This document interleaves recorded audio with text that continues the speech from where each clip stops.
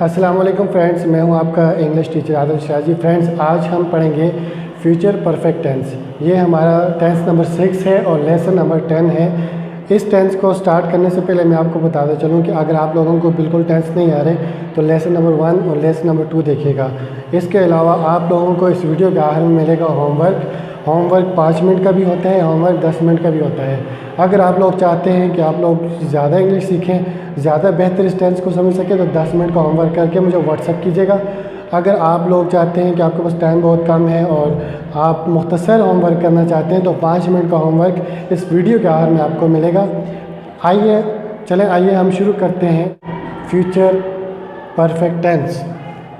Lesson नंबर है 10। इससे पहले 9 लेसन हो चुके हैं टेंसेस के हवाले से।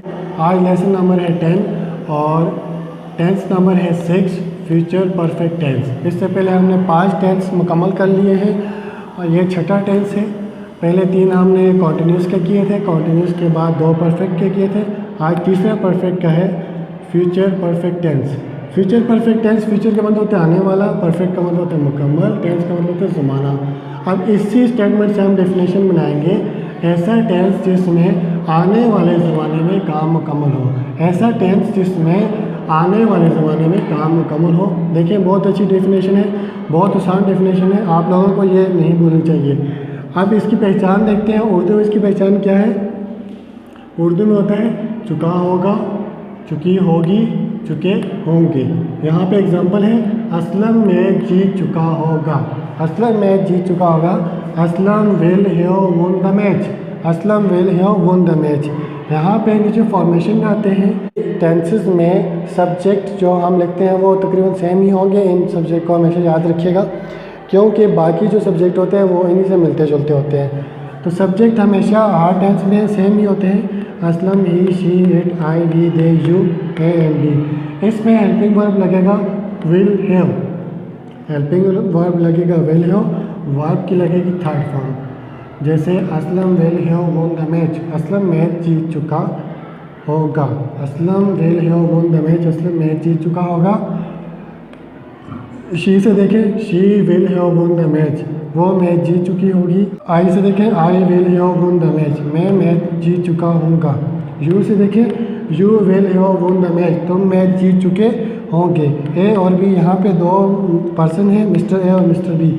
Mister A and mister B will have won the match. Mister A और मिस्टर बी मैच जीत चुके होंगे। मतलब यहाँ पे नाउन है या प्रोनाउन है, यहाँ पे सिंगुलर नाउन है या प्लूरल नाउन है, सबके साथ हेल्पिंग वर्ब लगेगा विल हैव। सबके साथ हेल्पिंग वर्ब लगेगा विल हैव।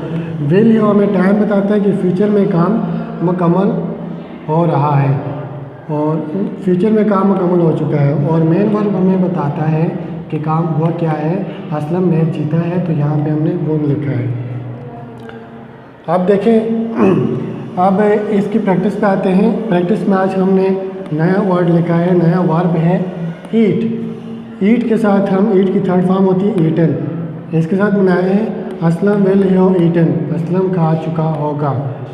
ऑब्जेक्ट लगाने की ज़रूरत नहीं है, ऑब्जेक्ट लगाते हैं तो लगा लें। Aslam will have eaten a mango. Aslam आम खा चुका होगा। नहीं लगाते तो ना लगाएं। ही विल हैव ईटन, वो खा चुका होगा। शी विल हैव ईटन, वो खा चुकी होगी। इट विल हैव ईटन, ये खा चुकी होगी। आई विल हैव ईटन, मैं खा चुका हूँगा। वी विल हैव ईटन, हम खा चुके होंगे।